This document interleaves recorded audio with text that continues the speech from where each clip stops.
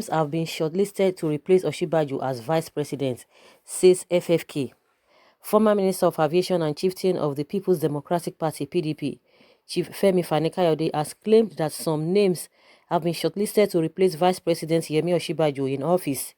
He made this claim in an article shared on his verified Twitter account on Tuesday, 12th November, titled "The Humiliation of the Villa Friend." According to Fani-Kayode, the three names penned down as possible replacements for Osinbajo are from the southwest region of the country. The article also accused Professor Osinbajo of betraying his political friends, mentors, and the Yoruba nation after he became Nigeria's vice president. See the full article, saying the humiliation of the Villa Friend.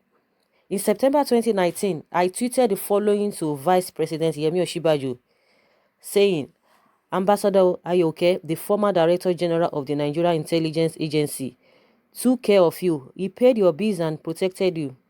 He kept all your dirty little secrets. He gave you wise counsel and comforted you even when you shed tears and said that you couldn't take it anymore. All this yet you sold him down the river. Your fingers have finally been caught in the cookie jar, and your benefactors and distractors have begun their work. They have demoted you, humiliated you. You have been used and dumped. By the time they finish with you, you will wish that you had never been born. Wasi Oke is no longer there to help you. Poor sharp. Politics is a terrible thing when compared to the legal profession. This is especially so when you are a professor of law.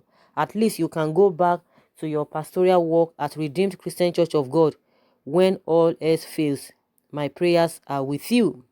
A few days later, I added the following, again in reference to the vice president, saying if the short man doesn't resign within 6 months, they will soon be sending him to wash toilets. You came in on the same ticket. You sold your soul, you betrayed your people, your tribe, your region, and your faith, and you sucked your boss rectum for 4 years. Look at what you go in return. Shame on you. 2 months down the line, both tweets have proved to be prophetic. They also signify the beginning of the end for our pastor and professor. Over the last 2 months, despite all pretensions to the contrary, things have gone downhill for him, and he appears to be a drowning man. It is only a matter of time before the final offensive and assault is unleashed against him by his intruders in the presidency, the Ace Force, and he is finally thrown out. I have been reliably informed that 3 names, all from the southwest, have been penned down and are all being considered as his possible replacement. If this proves to be true, I would not be the least bit surprised, because those that ride on the back of the tiger always end up in its stomach. The question that arises is what our reaction ought to be to the way the vice president is being treated.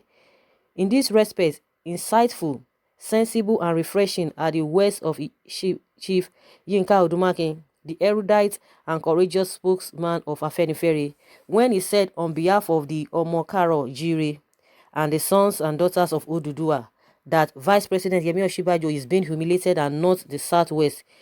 He has never supported the Southwest since he became Vice President. Sunday Vanguard, 10th November 2019, says, "I wholeheartedly concur. I am also encouraged by the fact that Baba Ayo Adebanjo, the number 2 man in Afenifere, one of the most revered and respected elders and leaders in Nigeria, and a man that I am prepared to follow into battle blindfolded, said that he had told Asiwaju Bola Tinubu and Vice President Yemi Osinbajo to leave the APC. He said, I don't want to be dragged into the issue. What has he done that the Southwest has benefited from? I am 91 years old, and all I want is better Nigeria. I have told Tinubu and Osinbajo to leave the APC." Sunday Vanguard, 10th of November 2019, says, "Their wise words and faultless counsel, the consequence of not heeding them, at least for Osinbajo, are now manifest for all to see, and sadly the chickens are coming home to roast. It is Osinbajo's turn to be exposed, grilled, humiliated, rubbished, and dumped by the cabal today. But mark my words, it will be Tinubu's tomorrow. They shall both reap the consequences of what they have sown and the choices they made. I do not relish in the travails of Osinbajo, and to a certain extent I pity him, but not do it. I will not do is to defend him in the name of Southwestern or Southern solidarity or anything else. In my view, he simply does not deserve that kind of support that it irks and irritates me to no end when others try to give it to him. For example, when Professor Banji Akintoye, a notable elder and respected leader from the Southwest, who has displayed immense fortitude in recent times, and I have immense respect for, says that Vice President Yemi Osinbajo should not be treated badly by President Muhammadu Buhari because he is a son of Oduduwa. I really do wonder. When he says he's watching events unfold, I wonder what he really believes he can do to save the Vice President from the consequences of his own shameless behavior, cowardly disposition, ignoble foibles, treacherous actions, and dishonorable choices.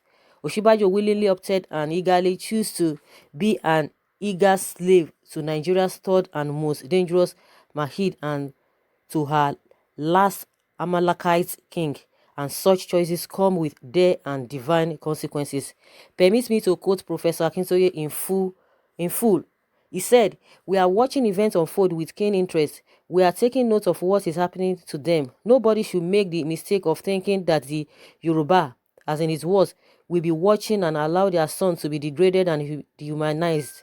It will be very difficult to advise Osinbajo because he holds a high office, but my advice to him is to stick in there and let us see what they will do. Then they will see what we will do," according to Sunday Vanguard, 10th of November 2019.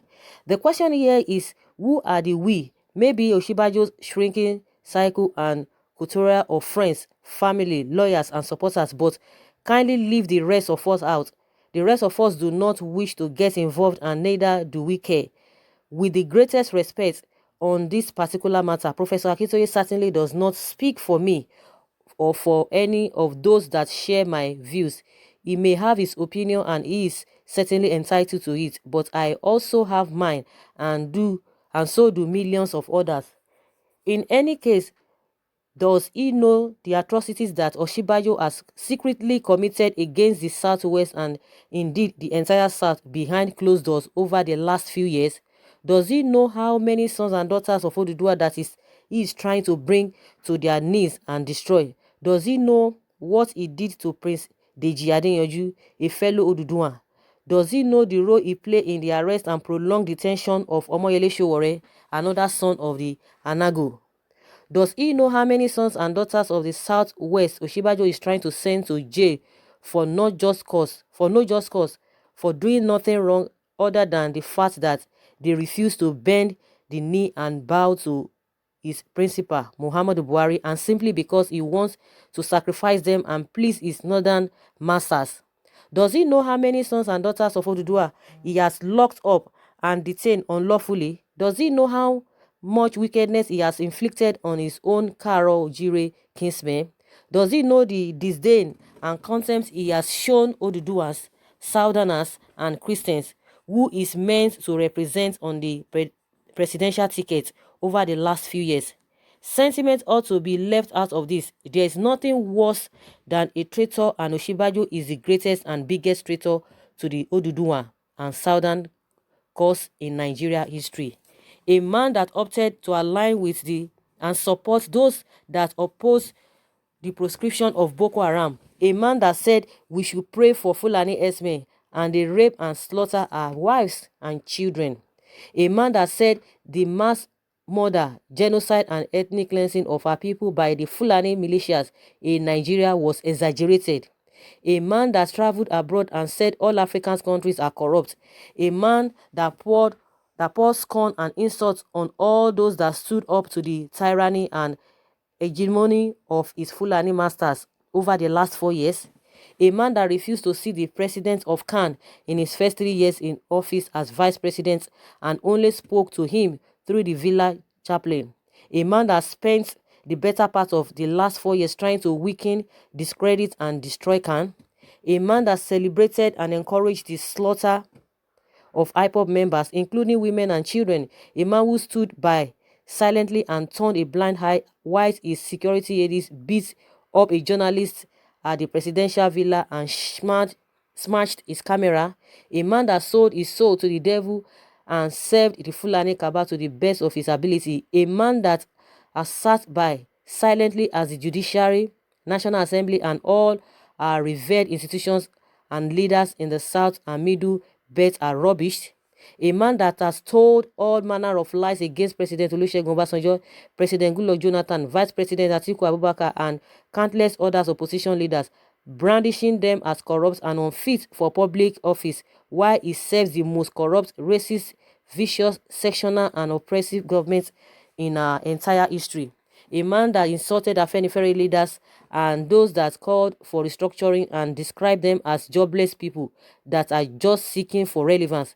A man that insulted his own in-law, Chief Obafemi Awolowo, by saying he was wrong when he described Nigeria as a mere geographical expression. A man that has betrayed his own mentor, Asiwaju Bola Tinubu. A man that used his redeemed church and his spiritual father to split Christendom and help put in place an evil antichrist government. I have no sympathy for Osinbajo, and I do not think any Southerner, Middle Belter, or Christian that is in right mind ought to either. He is a disgrace to Oduduwa, to the South, to the church, to the Christendom, and to the God that he claims to love and serve. Worst of all, he is a worthless coward, a man that considers his political career as being more important than the life of a believer, a man that said nothing when a lady pastor from his own Redeemed Christian Church of God was murdered by Islamists and jihadists in cold blood right on his doorstep in Abuja, a man that lacks courage, wisdom, humanity, decency, charity, and compassion. Is that really a man, or is he just a wimp? Is that a servant of God? Is that a believer? I say to her with such a man, he does not deserve any support or sympathy from any quarter. He entered into a demonic Fausan pact gladly and willingly in 2015 when he joined Buhari. We warned him, but he would not listen. He wined and dined with the devil, and now the devil has come for his soul. I say let him perish with it. No one can resist the judgment of God, and it will take a lot more than Professor Akintoye to save him from that. Those that speak for him in the name of Oduduwa solidarity would do well to do their homework about this man. They should speak for themselves and not me. Osinbajo made his bed and he should be allowed to lie in it. If he had any decency, he would have resigned by now, but he lacks self-respect and honor, so he can never do so. He is motivated by nothing but greed and ambition, and that greed and ambition will surely destroy and consume him. Permit me to end this contribution with the following, which I believe captures Osinbajo's status as an errand boy that is unworthy of our support rather well. It was sent to me by a friend. He wrote, Number 1, his helicopter crashed, but instead of him to proceed to a hospital, his boss asked him to continue sharing trader money. Secondly, a senior advocate of Nigeria and professor of law, yet under him, lawlessness is practiced. He deputizes for a fellow who has no proof of both primary and secondary education. 3. They took a bill to the United Kingdom for your boss to sign and publicize it to further humiliate you. 4. As an errand boy, your boss sent a junior minister to represent him in an event that you were present. 5. A errand boy, they have removed all your ADs from Aso Villa to rented apartments in Matama. 6. Errand boy, you went and knelt before Abakari to stop the criminal investigation against you. 7. We told you this would happen, but you refused to listen. Today, your two bosses, Tinubu and Buhari, are against you. 8. As for your pastorship, well, we don't know again. Sorry, with this latest humiliation of taking a document to an ailing man without recourse to you, it serves as a confirmation that you are now a certified errand boy. Then, the latest is that your boss has now sacked 35 of your ADs in your office. Are you waiting for them to lock you out of Aguda house before you resign and go back home to Ikene? We don't pity you. You opted for it. Why is in the United Kingdom? He sent you to his village, Daura, to attend the Tobani coronation of an unknown chief. So sad. We pray you receive sense. So guys, these are the words of Fani Kayode. They are very, very strong words. Many people have been saying that Fani Kayode has never really been nice to Osinbajo, you know, based on most of the words he uses. And I think, out of what he has seen and what he has experienced, with this whole thing. So, like they always say, everybody is entitled to his or her opinion, whether they are supporting him or they are not supporting him. At the end of the day, who is going to be bearing all of these burdens? It is the same masses. So guys, I would like to hear from you what you think about all that he has said, that 3 names have been penciled down to replace Osinbajo, and those names are from southwest. And you could recall that some APC leaders, they accused Fayemi of sabotaging Osinbajo. That is the one, the cabal in the presidency. They are the one, is the one they are using against Osinbajo. So it's been like that. Though they've been coming out to deny, oh, nothing like that, nothing like that. But every day, new things begin to unfold. We begin to see reality of those rumors that people are saying, oh, it's fake news, is this and this and this and that. So guys, that's what we're going to leave it for. Leave your comments below and let's hear your own take concerning all of this. Thank you very much. Bye.